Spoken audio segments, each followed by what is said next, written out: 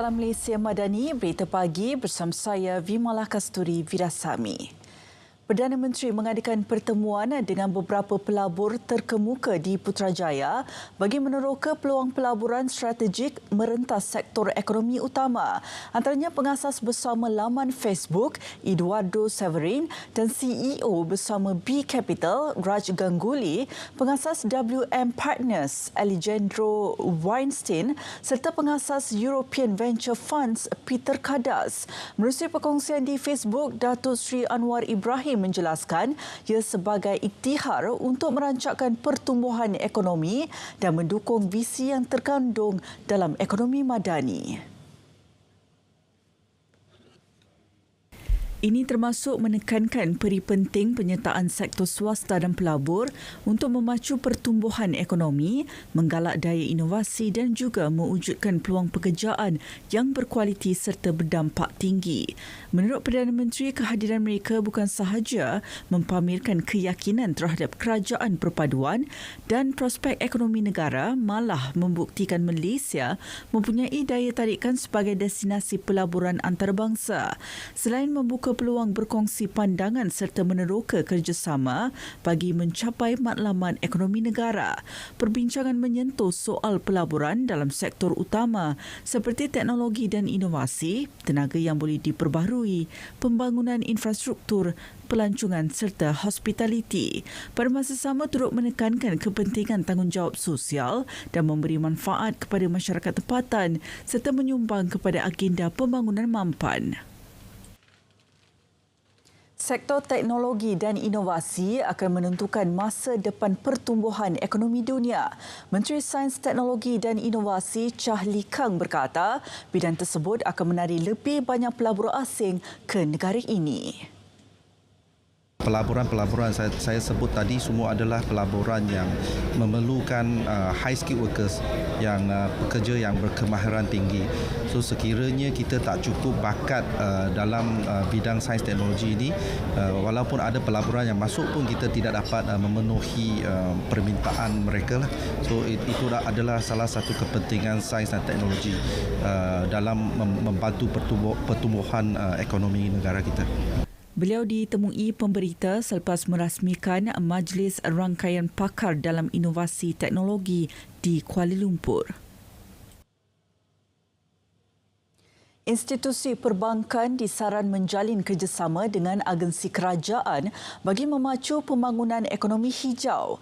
Menteri Sumber Asli Alam Sekitar dan Perubahan Iklim Nik Nazmi Nik Ahmad berkata, kerjasama itu penting bagi menangani kengkangan kewangan pemain industri.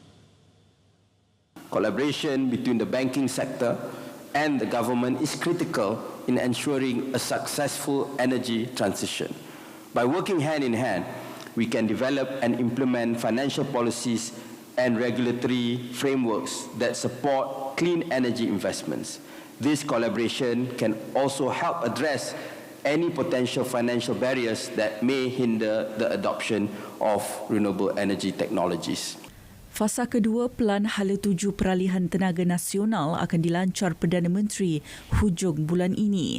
Fasa kedua akan memberi fokus kepada dasar yang lebih luas bagi melengkapkan fasa pertama yang dilancar Menteri Ekonomi bulan lepas. Kementerian Sumber Manusia mengambil pelbagai inisiatif bagi mencapai hala tuju masa depan, terutamanya dalam pertumbuhan ekonomi madani. Menterinya V. Sivakumar berkata ia termasuk pelbagai bentuk latihan bagi tenaga kerja di negara ini.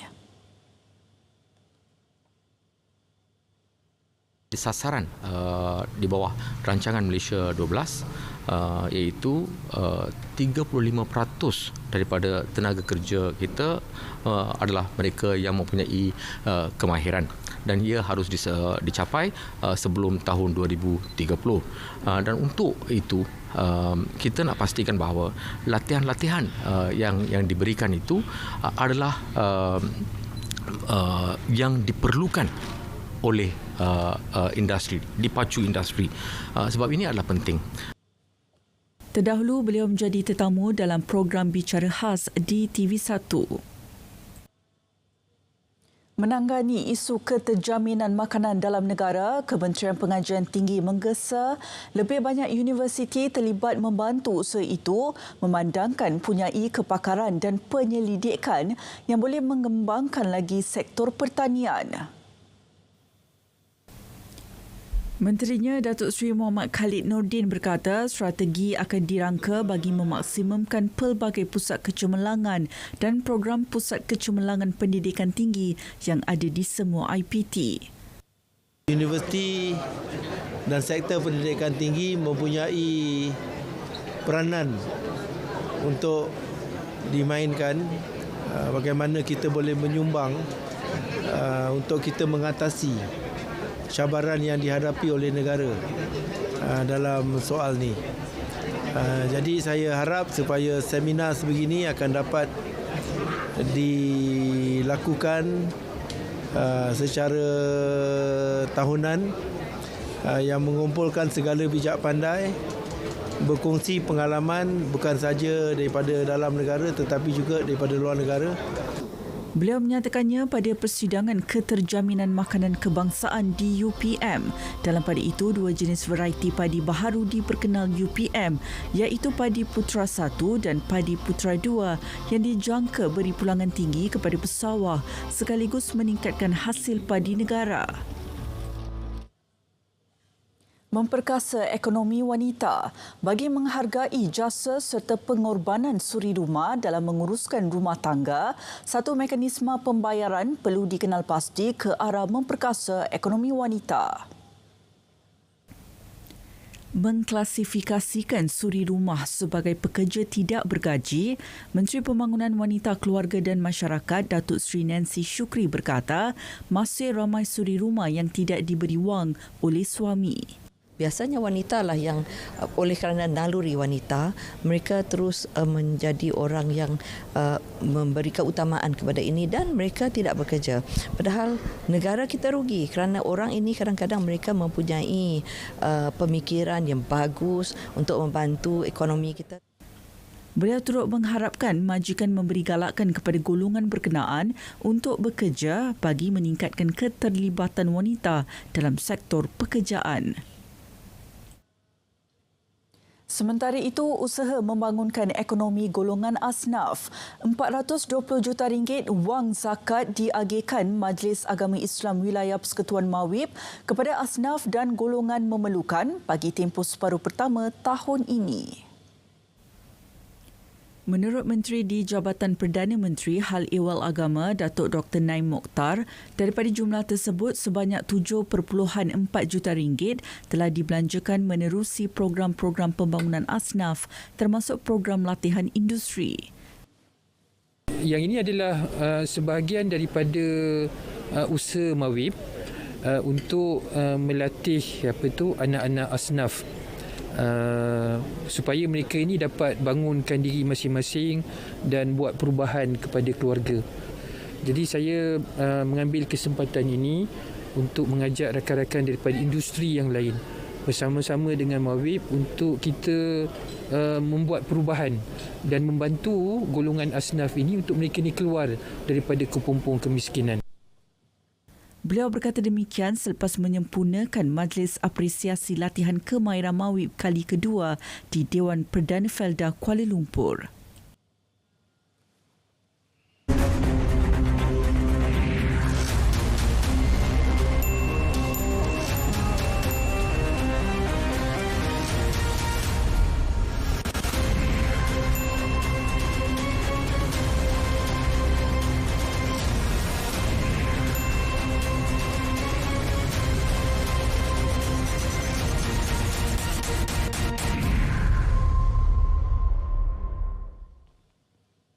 Kestabilan kerajaan persekutuan penting dalam usaha menarik keyakinan pelabur dari dalam ataupun luar negara.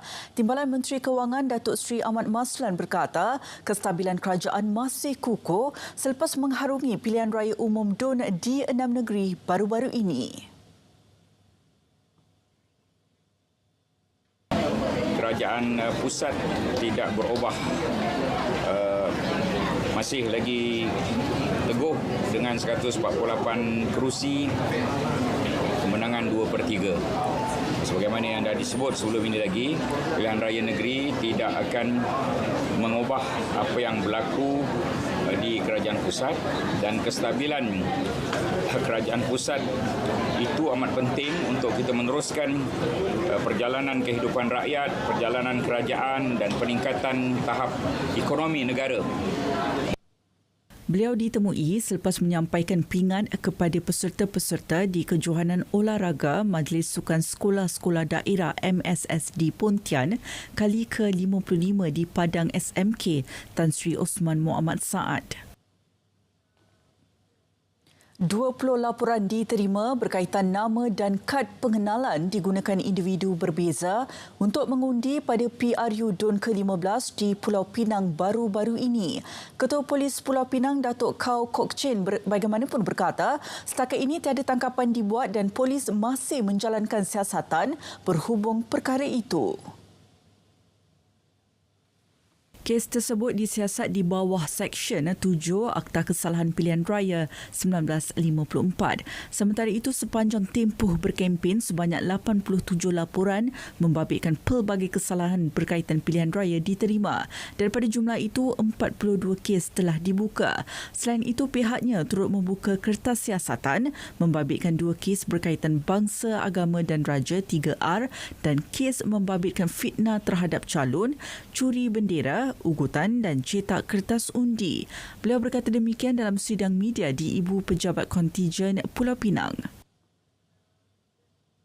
3 pertuduhan terhadap bekas Perdana Menteri Tan Sri Muhyiddin Yassin masih kekal. Kes itu akan disebut di Mahkamah Session Kuala Lumpur pada 19 September depan. Menurut Peguam Negara Tan Sri Idrus Harun, ia melibatkan pertuduhan di bawah Seksyen 4-1 Akta Pencegahan Pengubahan Wang Haram, Pencegahan Pembiayaan Keganasan dan Hasil daripada Aktiviti Haram 2001. Pengerusi Perikatan Nasional itu berdepan 2 pertuduhan menerima wang hasil daripada aktiviti haram berjumlah RM195 juta yang dimasukkan ke dalam akaun CIMB Bank milik Bersatu. Ahli Parlimen Pagu itu juga didakwa di Mahkamah Session Shah Alam pada 13 Mac lepas atas 1 pertuduhan menerima wang hasil aktiviti haram berjumlah RM5 juta dan kes itu dipindahkan ke Mahkamah Session untuk dibicarakan bersama. Dalam pada itu, Jabatan Peguam Negara memfailkan notis rayuan berhubung keputusan Mahkamah Tinggi yang melepas dan membebaskan Tan Sri Muhyiddin daripada 4 pertuduhan salah guna kuasa yang melibatkan suapan berjumlah RM232.5 juta bagi Parti Bersatu berkaitan projek Jana Wibawa. 52 buah hospital negeri, 107 klinik kesihatan serta institusi perubatan khas telah dikembangkan menerusi inisiatif Lean Healthcare yang diperkenalkan di hospital-hospital Kementerian Kesihatan KKM. Inisiatif yang diperkenalkan sejak 10 tahun lalu berupaya mengurangkan masa menunggu yang lama untuk mendapatkan rawatan di Jabatan Kecemasan, klinik-klinik pakar dan makmal ujian diagnostik. Kita since 10 years Lean Healthcare ini diperkenalkan. Kalau kita lihat daripada pembentangan para pegawai perubatan, there's a success rate yang telah dicapai walaupun tidak ke semua fasilitis KKM, tetapi terdapat hospital-hospital yang dapat mengurangkan tempoh menunggu dengan memperkenalkan discharge launch, waiting launch, maksud dia masa kita menunggu untuk mendapatkan katil dan juga masa untuk kita menunggu untuk check out daripada hospital tu dapat dikurangkan. Beliau bercakap kepada media selepas majlis perasmian persidangan Lean Healthcare peringkat antarabangsa 2023 di Putrajaya. Kumpulan M-Bank menyasarkan untuk menggandakan pembiayaan hijau bagi tahun kewangan 2024. Ketua Pegawai Eksekutifnya, Datuk Sulaiman Muhammad Tahir menjelaskan pembiayaan bagi segmen kenderaan elektrik EV berjumlah RM100 juta dijangka berkembang secara ketara tahun ini. Penambahan itu berikutan penyertaan banyak pemain kenderaan EV ke Malaysia. So this year we hope to do even more, maybe double the size, because now you see a lot of BYDs and Teslas and the BMWs. And we work very closely with these two partners, which is Mercedes-Benz and also Tesla. Pihaknya turut menyasarkan pertumbuhan penyaluran pembiayaan 6% kepada 7 bilion ringgit bagi tahun kewangan berakhir 31 Mac 2024. Jabatan Perlindungan Hidupan Liar dan Taman Negara Perhilitan mensasarkan 400 ekor harimau Malaya dapat dilahirkan dalam tempoh 10 tahun dengan menggunakan kaedah teknologi sistem pembiakan terbantu atau Assist Reproductive Technology ART. Menurut Ketua Pengarah Perhilitan, Dato' Abdul Kadir Abu Hashim, pada masa kini hanya terdapat 150 populasi harimau Malaya di 8 buah negeri seperti Kelantan, Terengganu, Johor dan Pahang. Jadi pada hari ini, kita jemput rakan kita daripada Thailand, daripada ZPOT, Zoological Park of Thailand. Diorang pun ada expertise, so kita panggil diorang sini untuk sama-sama bekerjasama dan bertukar-tukar expert lah, bertukar maklumat dan pelbagai lagi macam mana kita nak buat untuk kita nak menaikkan bilangan harimau ni. So kita breedingnya di kita punya pusat konservasi lah. So di mana di akhirnya nanti bila kita dapat buat benda ni, dan kita akan introduce balik di dalam hutan kita lah. Beliau berkata demikian kepada pemberita selepas seminar dan bengkel hidupan liar ART 2023 di Evamosa, Alor Gajah. Struktur bumbung bangunan 5 tingkat di seputar Kuala Lumpur runtuhan menghempap 10 buah kereta. Pasukan penyelamat mendapat maklumat kejadian tersebut pada pukul 10 malam. Pihak polis, bomba, pertahanan awam dan pihak DBKL menutup sementara kawasan tersebut. Ketua Polis Daerah Brickfield ACP Amizam Abdul Syukur meminta orang ramai menjauhi kawasan ini dan tidak menimbulkan apa-apa spekulasi. Tunggu laporan dan arahan pihak berkuasa sama ada bangunan tersebut selamat diduduki atau tidak. 660 jalur gemilang akan diedar menerusi penganjuran program aspirasi Merdeka Fly the Jalur Gemilang. Memasuki tahun kedua penganjuran, program digerakkan stesen radio Trax FM dengan kerjasama Radio Malaysia, Perak FM dan Asyik FM. Penolong Pengurus Trax FM, Niswani Awang berkata program diadakan di beberapa lokasi antaranya di Ipoh, Kopeng dan Lenggong. Selain penglibatan warga kerja RTM, ia turut melibatkan pelajar Sekolah Kebangsaan SK Raban di Lenggong, Perak. Juga akan ada sesi motivasi, ceramah motivasi kepada pelajar-pelajar tahun 5 dan tahun 6 SK Raban daripada bekas Vet 69 polis di Raja Malaysia. Selain itu, kita juga akan memberi mereka peluang dan ruang untuk mengetahui serba sedikit tentang studio yang mana kita bawa khas dari Angkasa Puri studio yang kita bawa ke sana dan juga mereka pelajar-pelajar berpeluang untuk menjadi DJ. Sementara itu, Timbalan Pengarah RTM Perak Muhammad Zam Ali berkata kerjasama di antara kedua-dua stesen diharap dapat diteruskan pada masa akan datang. Kita harap lepas ni kita akan dapat bekerjasama dengan stesen-stesen radio negeri-negeri lain lah. Untuk kali ini, sempena Hari Kebangsaan yang akan kita sambut kali ke-66, memang kita amat berbesar hatilah turut serta menjayakan dan sama-sama dapat memeriahkan sambutan Hari Kebangsaan yang akan kita sambut tak lama lagi. Sementara itu, turut berlangsung penyerahan jalur gemilang kepada pengarah penyiaran RTM Perak Muhammad Yusni Muhammad Ali di perkarangan Kompleks Sultan Nazrin Muizuddin Shah, Ipoh. Usaha semarakkan semangat merdeka di kalangan kaki tangan menjelang Hari Kebangsaan ke-66, Jabatan Penyiaran Negeri Kedah menerusi Kelab Sukan dan Rekreasinya bekerjasama dengan Jabatan Penerangan Kedah menerusi program masakan bubur Asyura Merdeka.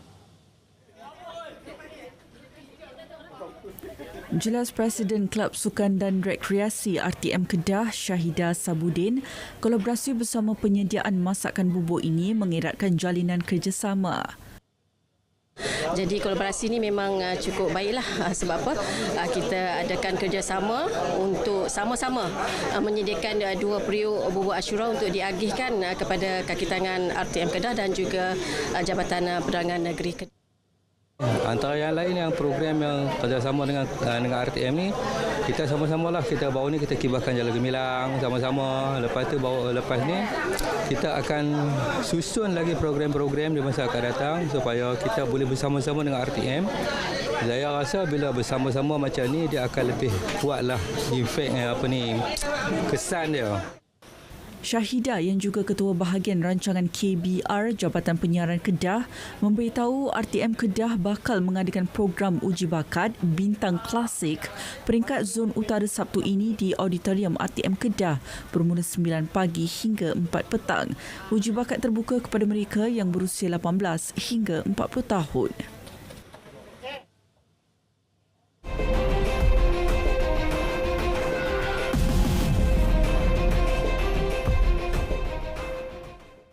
Kebakaran hutan di Hawaii, Amerika Syarikat telah mengorbankan kira-kira 100 nyawa.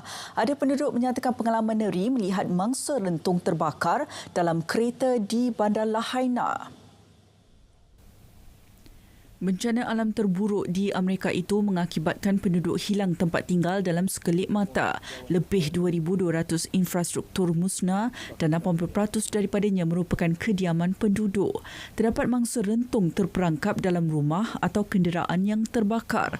Bencana ini adalah yang terburuk dalam tempoh lebih seabad di Hawaii. Kerosakan susulan tragedi ini dianggar bernilai 23.3 bilion ringgit. Perang Rusia-Ukraine, serangan udara terbaharu Rusia merosakkan bangunan dan memusnahkan taman permainan tadika di Bandar Lviv.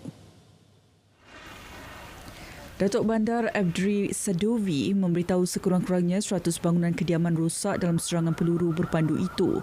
Sementara itu, Bandar Lutsk yang terletak 150 km di selatan Lviv turut digegarkan serangan udara sama yang mengorbankan 3 orang dan beberapa yang lain dimasukkan ke hospital. Dalam pada itu, tentera udara Ukraine menyatakan pihaknya berjaya memintas 16 daripada 28 peluru berpandu yang dilancarkan Rusia.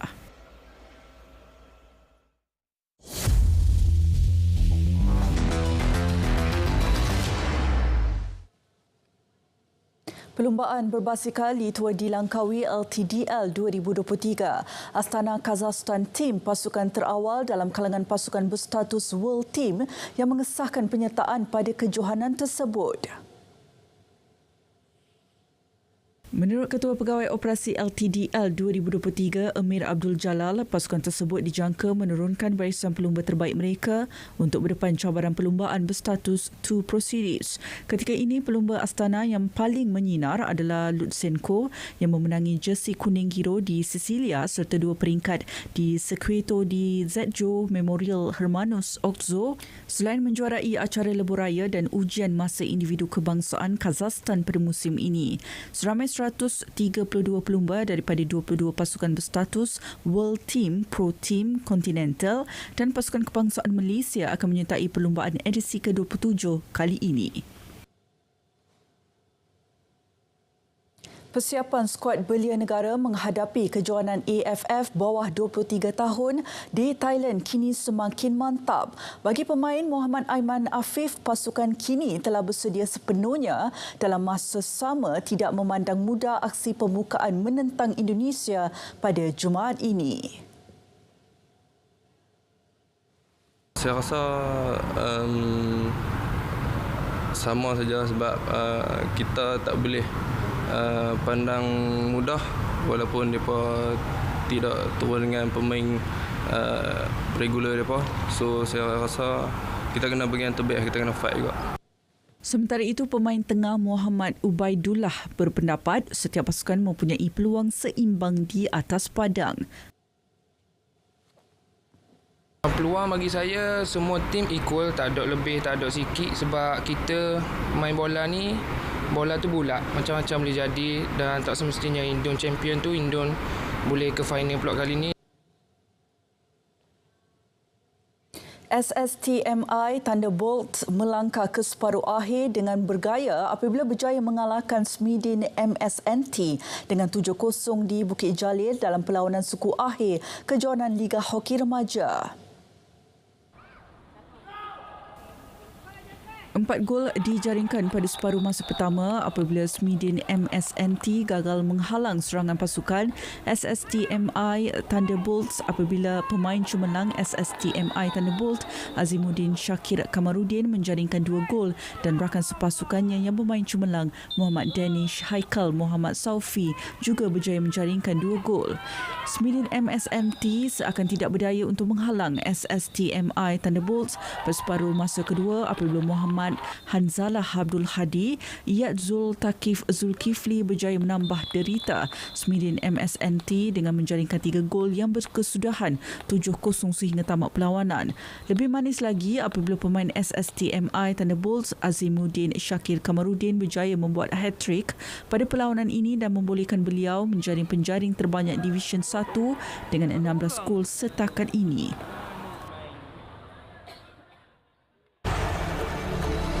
Tamasya sukan terulung di benua Asia kini bakal beraksi. Satu hati dengan semangat sukanan.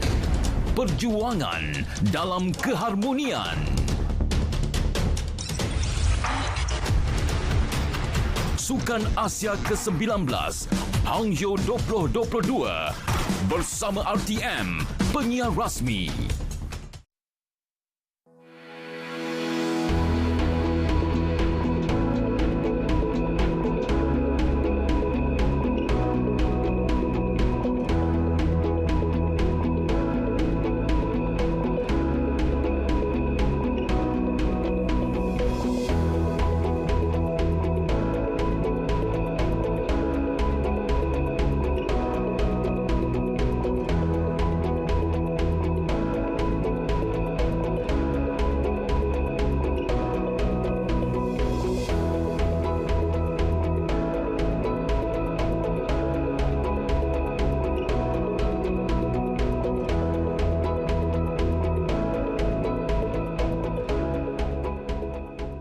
Berita pagi berakhir di sini. Saya Vimalah Kasturi Wirasami, Malaysia Madani, tekad perpaduan penuhi harapan.